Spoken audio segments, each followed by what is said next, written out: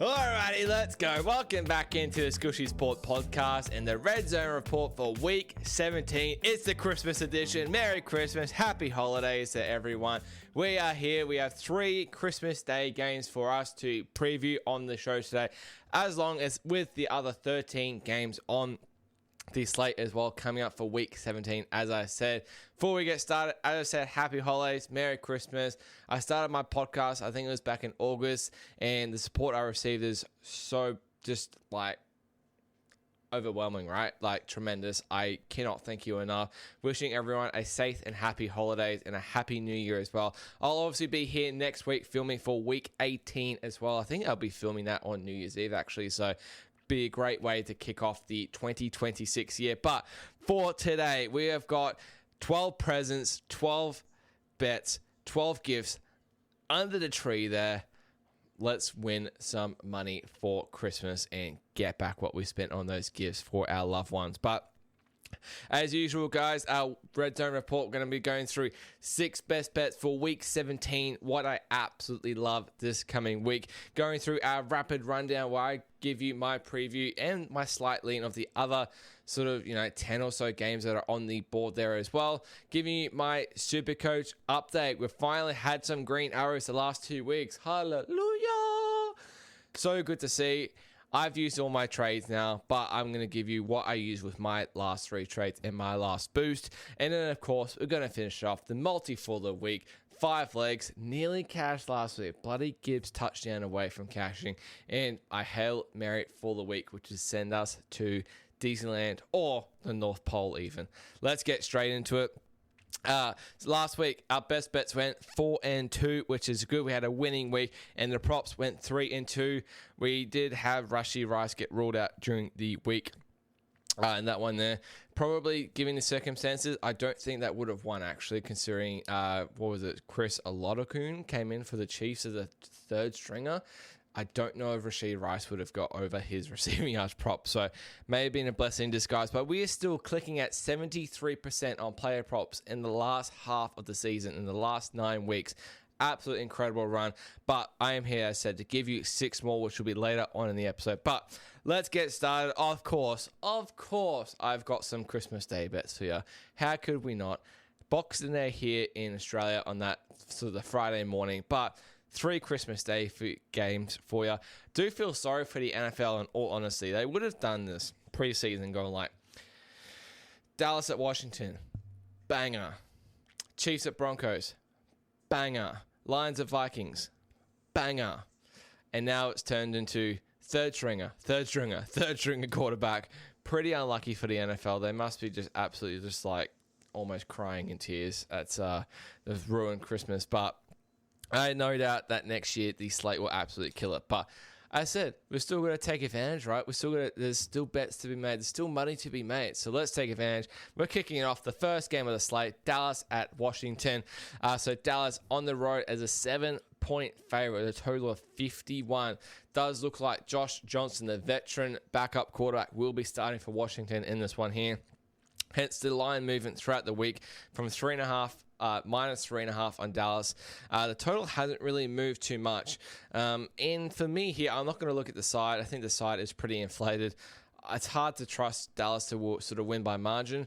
Do I want to be sort of taking points with a third string quarterback though? Oh, no, not really. I get it. Josh Johnson's been around the league for ages and ages. I think he's literally thrown 15 passes in the last 3 seasons or something. So it's not like he's like, ready to go, like got the playbook handy. He's a third stringer for a reason. Marcus Mariota suffering a right hand injury against the Eagles. But again, Dallas are now eliminated from playoff contention. It's just a division game. I get it's Christmas Day. Can they win by margin? I'm not willing to take the side. But I'm going to look at the total and not the full game total. I'm going to look at the first half, over 25.5. Dallas are 14-1. 14-1 to the over in first halves this season. That is pretty crazy. The games start pretty hot in the first quarter and the first half. Points. We saw it in the Chargers game last week. What was it? I forgot what the halftime score was. It was 7-7 after like 10 minutes, I remember. But you're probably wondering, you're relying, probably thinking that you're relying on a third string quarterback to, get some points there. Yeah, partly. This Dallas defense, I said a couple weeks ago it's been improved. Now it's fallen off a cliff again. Completely shat the bed against the Chargers last week, and then the week before, forget who they play, but it was just an absolute shootout, and they lost that one there. So happy to take this one. First half over 25.5. Dallas can just, they could score 3 touchdowns if they like, and Washington just score 1. Both defenses are not good, right? What motivation are these two defenses going to have? The game, in retrospect, doesn't mean a whole lot. It just only means something because it's Christmas Day prime time, or not prime time, but it is also a division game as well. I'm expecting a bit of a shootout. You still got Pickens, you still got Lamb coming out this week, a weak Washington secondary. You still got guys like your Deebo Samuels and your Terry McLaurin's coming up against a weak Dallas secondary as well. First half, over 25.5 for the Dallas at Washington game to kickstart your Christmas Day. All right, moving on to the second one, and it's still a Christmas Day bet. This is something I haven't done all year, but for me, it's just like hashtag HDIL. How does it lose? It seems super nice and square, but I just don't see these favorites losing on Christmas Day. You've got a starting quarterback in all 3 favorites against a third stringer in the other team in the dog. You've got, kicking off, I said, Prescott against Josh Johnson. Then you've got Jared Goff against Max Brosmer. And then you've got Bo Nix against, is it Chris Olodokun from the Chiefs? A guy who you probably never ever thought he was going to get any sort of snaps for the Chiefs this season. Dallas money line, Lions money line, Broncos money line makes around the 1.8 to 1.85 odds. Obviously, check your bookies if you can get that few cents extra there. Hashtag how does it lose? One of these big dogs, one of these third stringers is going to have to beat these big favorites. I just don't see it, honestly. So I'm happy to take the square play for Christmas. A little bit of action in each game then. I have got 3 props here coming out later on for Christmas Day. But Dallas money line, Lions money line, Broncos money line. Hashtag how does it lose? Money lines on all 3, 1.8 odds. Give it to me. All right, we have also got 2 Saturday games in America, so 2 Sunday morning games here in Australia. The first one here is Houston at the LA Chargers, which is 7:30 kickoff here in Queensland. Chargers are a small favorite of -2 here, total of 39.5. This has opened at -1, close to that pick and range, so we have seen a tiny bit of Chargers money. Not too much on the total, but I absolutely love the Bolts here. Love the Chargers here in this matchup. For me, it's like I'm still not that keen on this Texans offense. They played the Raiders last week and they absolutely stunk it up. And I get it. This Texans defense is elite, right? Elite. I think a guy like Justin Herbert can actually kind of expose that in a way. And I think this Chargers defense will be able to stop this Texans offense. Hence the low total. I think Texans are going to struggle to move the ball. I really kind of like Chargers, I guess, at home in this matchup here. It shouldn't be too much of a dominated crowd from the Texans. Chargers have proved they can go and beat good teams as well, which I really like. And the one other factor, it's a playoff revenge game for the Chargers. Chargers losing to the Texans last season in the wild card. Justin Herbert absolutely shut the bed in that one. He would have circled this game pre-season. He's had this game circled for 17 weeks now at least, wanting to get revenge on the side that knocked him out and the side out of the playoffs as well.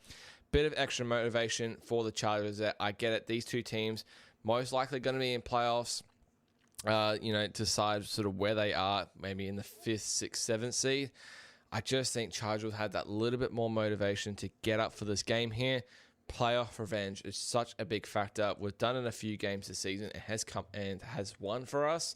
Now I'm getting Chargers in a playoff revenge spot against the Texans at home as well. Love Chargers money line. If you don't want to take the money line, just take the -2, -1.5. I think they win and win well. All right, crossing over. We've got the second Sunday game for you here as well. So, we're not really targeting much on the big slate there on Monday morning, but another backup versus a backup here. It's very unfortunate for the NFL at the moment, but it's that time of year, I guess. And that is the Ravens heading to Lambeau Field here.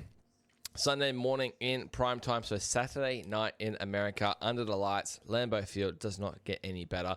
The Packers are a 2.5-point favorite here, total of 40.5. Has hardly moved during the week. Well, during the week, I say, bounced around all Sunday, right? All sort of Sunday, Monday. I believe Green Bay were -3 in the look ahead. Jordan Love gets concussed against the Bears. Moves to, Ravens -2.5, I think. Lamar Jackson gets hurt on Sunday Night Football. Moves back to -2.5. We've got Tyler Huntley against Malik Willis in this one here. I'm not interested in any side in this one here. Baltimore is not looking like a dead team. Green Bay still got something to play for, I guess. I just want to look at the first half again, similar to the Dallas game, but I'm going to go under this time. Under 20.5. You might remember from a few weeks ago, we targeted this Green Bay game against the Bears at Lambeau. We went the first half. I think it was under 23.5, I want to say. That one got over the line. Big one here, and I mentioned it in that podcast as well. Green Bay are now, I think, 8-0 to the first half under at home this season. 8-0 to the first half under. Now this is the last game of the season, the last opportunity we get to do it. If it's not broken, don't fix it. There's obviously a reason why these first halves are going under. Very slow start for Green Bay, kind of try and get the running game going. Nothing really explosive. And now you've got two backups playing in this game as well. On prime time, I expect it to be very, very slow. A lot of the running game being used on both sides of the ball. A lot of the running game being used soaks up a lot of clock as well. I think both defenses will be able to be somewhat okay defending the run on both sides of the ball here. Love the first half under 20.5 in this matchup here. That is your fourth bet for the Red Zone Report. Two more to go for the week. And we are going to go to the Saints at Tennessee, crossing over to the Monday morning slate. So Saints at Tennessee. Saints a 2.5-point favorite. Total of 39.5. The line hasn't really budged too much in this one here.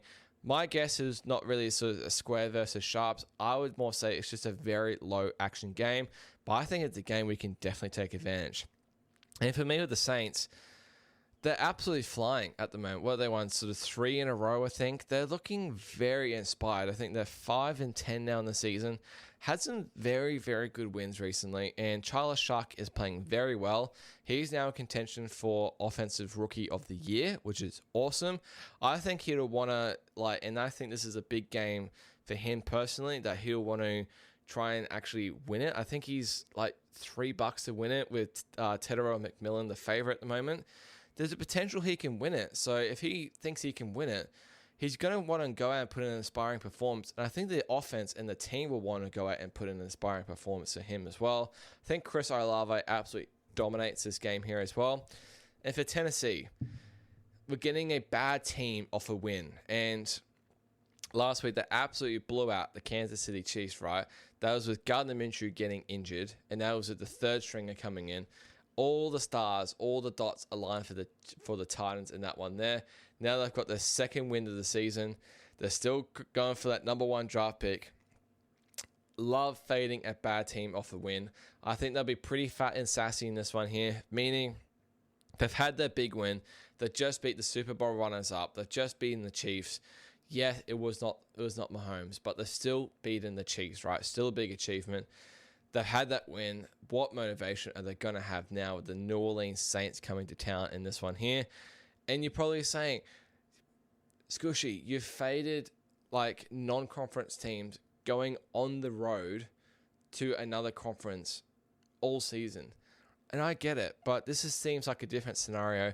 You're pretty much giving me a situation for the Saints just to go out and beat the Titans.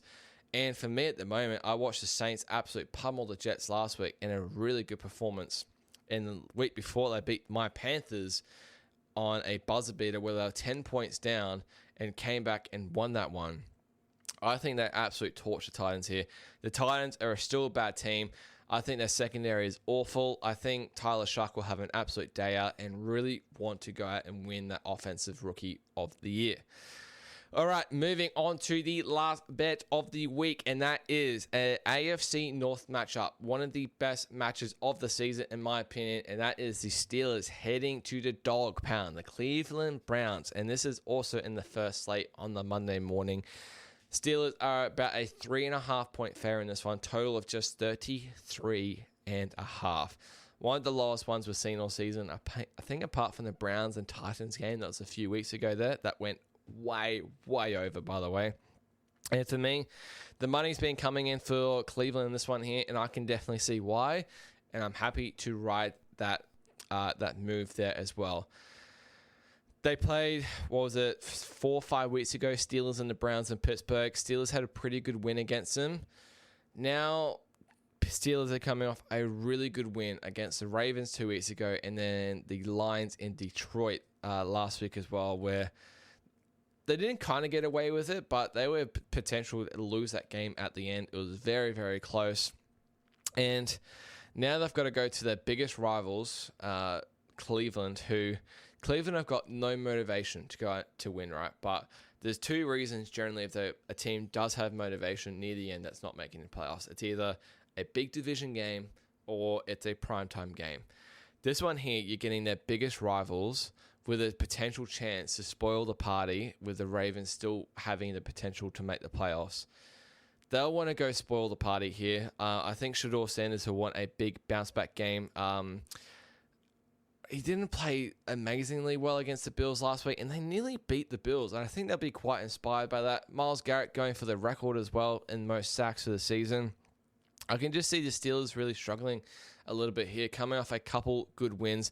Forgot they also had that win against Miami there as well, so they're rolling really well, but this seems like a bit of a flat spot now. Laying points on the road with the Steelers just screams a bit of a flat spot for me here. Love the Brownings, plus 3.5 here. They'll want to go to Cleveland and please their fans. I think it's the last home game of the season for them as well. Brownings, plus 3.5. A little sprinkle on that money line there as well. All right, there is your 6 best bets for the Redzone Report Christmas edition. As I said, we've got the Santa hat on, and we're ready to roll. Rapid rundown for you coming up next, where I preview the other sort of games that are left on the board. I'm not going to do a preview on the Denver game and also the Lions game, because I literally have the money line in that parlay, as I said. So I'll go through, I think it's the other, 8 games that there is left. Obviously, we have no more buys left on the season, which is pretty cool. Every team is playing this week. But rapid rundown, where I cover the other games of the week as quick as I can, giving you my slight lean, just not big enough to get to the window. Or if I have no lean, I'll let you know as well. Rapid rundown, 3, 2, 1, go. So we've got Seahawks at my Panthers, who are a 7-point dog, total of 42.5. Lean the under here in this one. Should be a slow game. Jags at Indy, AFC South matchup. Indy plus 6.5 point dog, total of 48. Don't want any business to do with this game here. Not sure why Phillip Rivers is actually starting. Arizona at the Cincinnati Bengals, 7-point favorite, total of 53.5. High total for a reason. Not high enough in my opinion. Lean the over. New England at the Jets, who are 13.5 point dog, total of 42.5. I do lean the under here in this one here. Get in and get out situation for the Patriots. Bucks at the Dolphins here, who are 5.5 point dog at home, total of 45.5. Why is this total only 45.5? I don't know. I think this is an absolute shootout. Giants at the Raiders, one of the grossest games of the season. Vegas are a 1.5 point favorite, total of 41.5. Do lean Vegas here in this one here slightly. Giants just suck. Surely they're going for the number 1 draft pick. Game of the week, I'd say Philly Eagles at the Buffalo Bills, who are 1.5 point favorite at home, total of 43.5. I do lean the Bills here in this one here. I just think they're the better team overall, and you're getting them at pretty much a money line price at home. Seems pretty good to me. Bears at San Francisco on Sunday Night Football. San Fran 3-point favorite, total of 52.5. Do lean San Fran in this one here. They are absolutely rolling. I think the Bears will be pretty fat and sassy after that big overtime win against Green Bay last week. LA at Atlanta to finish it off, who are an 8-point dog at home, total of 49.5. I do not have a lean for this one here. Could go under, could go over. I'm not really sure. LA off a loss could absolutely pound them, and I don't really want to back Kirk Cousins. All right, let's move into the best segment of the week, and that is the player props. As I said, we're going at a 73% clip in the last 9 weeks of these player props. Probably thinking 73%, you're just doing like not that many. I'm doing literally 5 or 6 a week, and it's 41-16 is the record on those in the last 9 weeks for you there. Let's continue with 6 bangers and 6 more winners for the player props this week. Starting off, as I said, I've got one for each Christmas Day game, because that's just my little treat to you guys. Starting off with the first one here in the Dallas and Washington game, I'm going to go CD Lamb over 79.5 receiving yards. Goes pretty well against Washington generally. I think he'll absolutely eat against this Washington secondary. Him and Pickens are lined about the same. Look, probably Pickens 100-plus game now, but Lamb only went 51 yards last week. Pickens went for 130. I think they switched that role this week. Lamb over 79.5 receiving yards. Amon-Ra St. Brown over 77.5 receiving yards in the Lions and Vikings game. He absolutely tears it apart against the Vikings in previous matchups here. Not often does he go under this number against them in previous performances. I think they absolutely blow out the Vikings here as well. I think he'll absolutely smash the secondary. Coming off a pretty lackluster game last week, he'll want to prove himself this week and absolutely go bonkers, I reckon. I think Dan Campbell will have the offense cooking.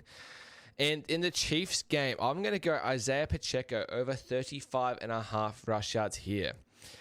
Might be thinking, rush yards in a blowout game. I think the only way Chiefs are going to get down the field is surely by running the ball.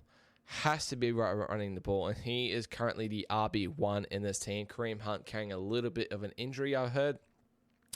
You're only giving me 35.5. It just seems very low for a team that's running a third-string quarterback pretty much on his starting debut, and you're telling me they're not going to try and run the ball? It just seems very odd. Why would they try and rely on getting the ball in, I think it's a lot of Kuhn's hands, when they can just try and run all day? So give me Pacheco over 35.5 rush yards.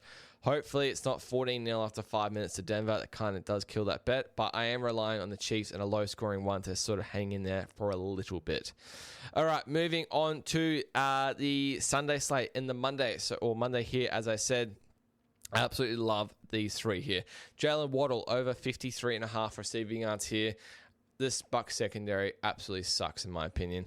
McMillan went over this number last week. Jalen Waddle went over this number against Cincinnati last week. Looks like Quinn Ewers has kind of will sort of target him a little bit. Now you've got Quinn Ewers in his second start. I think he'll keep targeting Waddle in this one here. I think it'll be a shootout, as I said in this one here in my rapid rundown. And I just can, this Tampa Bay secondary, this defense, it's just not good whatsoever. We saw Kyle Pitts absolutely dominate Tampa Bay a couple weeks ago. And McMillan, he went through 75 yards last week against Tampa Bay. Now you're giving me the first wide receiver 1 for Miami at 53.5. Just seems very low. In a game where they're actually dogs, they may actually be behind, have to throw the ball more. Yeah, he's going way over this number. Jalen Waddle over 53.5 receiving yards. Okay, my boy Chris Olave over 69.5 receiving yards here. Absolutely went gangbusters last week, I think, for 130 yards against the Jets. Now you give me a similar secondary in the Tennessee Titans in a game where Tyler Shuck is wanting to win Offensive Rookie of the Year, and you're giving me Chris Olave at over 69.5 receiving yards. Bruh. It's just a Christmas present under the tree. A couple of months ago, I said it was like taking candy from a kid. Now, it's putting a Christmas present under the tree. It's a free present from Santa, from me, from the bookies. Chris Olave, over 69.5 receiving yards. Probably my favorite prop of the week. And then the last prop for the week is going to be Jalen Hurts under 191.5 pass yards here. I think Saquon Barkley had a really good game last week, and I think maybe they'll try and run the ball a lot more against the Bills here. And the Bills are literally top 5 in pass defense so far this season here. I don't really trust Jalen Hurts' pass game. I just don't really rate it. I think he's good for the old check down here and there, and then maybe the old long ball to Devonta Smith that you see. I just think it'll be sort of a very run-first game. Saquon Barkley, same with James Cook as well. They'll both soak up the clock with the run game. I just don't think they'll want to rely on Jalen Hurts in the pass game too much. Yeah, under 191.5 pass yards. I think this goes way under, in my opinion. I'll be surprised if he hits sort of 160 here in this one here.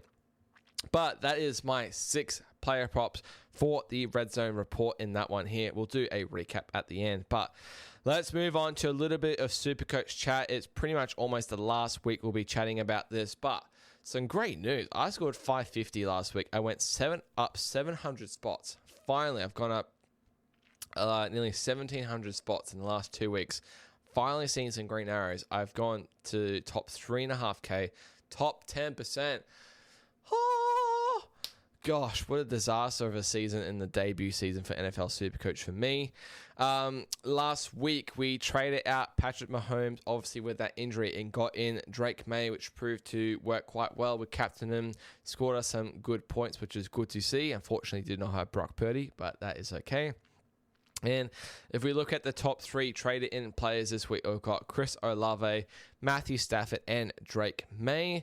And top 3 trade out is Rashee Rice, Lamar Jackson, and Patrick Mahomes. So I am a Lamar Jackson owner as well. Well, was a Lamar Jackson owner. Was a Mahomes owner last week and got him out. I'm also a Drake May owner, as I said. So already sort of covered a little bit of those. And for me this week, heading into this week, I had 3 trades left, 1 boost. I spoke about last week. I just wanted to rip the boost in one of the last week's usual 3 trades. So there's one more week of trading left to go after week 17. So I will not be trading. I will just be going with the lineup that is left for me there. So pray I get no injuries so we can finish. Let's try and finish inside the top 2.5K. If we can have 2 really good weeks, maybe we can finish inside the top 2,500. But for me this week, I'm going to get in Chris Olave. I think he's going to go nuts against the Titans. I'm going to get Matthew Stafford, who had a baller game against Seattle. And just for cash reasons, I'm just getting in Bashal Tutin, just as a running back, just to like a low cost running back there. And then trading out, I am going to trade out AJ Brown for Chris Olave, and I'm trading out Lamar Jackson for Stafford. And then to afford those 2 and to get Tutin in, I'm trading out Quidshon Judkins. So it's a bit of a downgrade from Judkins to Tutin. My running back 4 is set, so Judkins is obviously out for the season now, so I can save a bit of cash there. My vice captaincies and captaincies for this week, I'm going to vice captain CD Lamb. Hopefully he'll have a big game against Washington. I can potentially loop. And I'm captaining Stafford on Monday Night Football. I think there is a potential he could absolutely rip it apart against Atlanta. Going for the MVP as well. I think he'll want to solidify that with a good performance. All right, let's head into our multis for the week, the last segment for the week, and week 17, the Christmas edition. Our multi for the week, 5 legs, paying decent odds, generally reflects what we've done on the show. We've hit a couple of these this year, big odds. Last week was so bloody close. The one I gave you out did have Rice in it as well, so it's void, but that leg, but Gibbs, we had Gibbs for 2+ touchdowns, and he got one with 5 minutes to go. If he got that touchdown at the end on that last drive, we would have cashed, and that would have been a pretty nice payday for the of us. But no good, no dice, 1 touchdown away. It's very frustrating, but I really like this one here and paying pretty decent odds as well. So first leg is the first half over 25.5 between Dallas and Washington. We've got St. Brown to go 100+ receiving yards.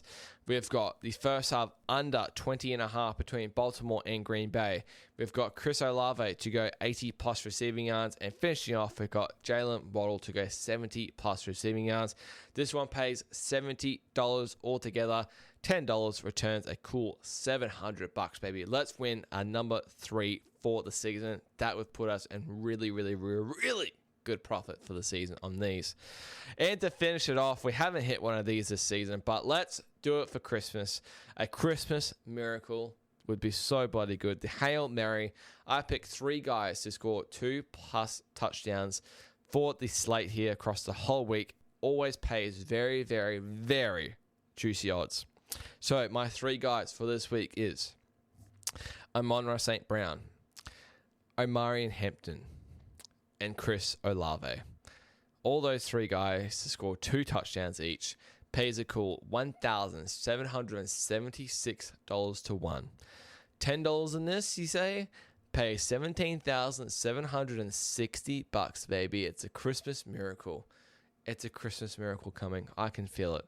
I'm feeling pretty good about it. But let's do a recap from the episode that was, as I said, coming in with 6 best bets. We've got the first half over 25.5 in Dallas and Washington.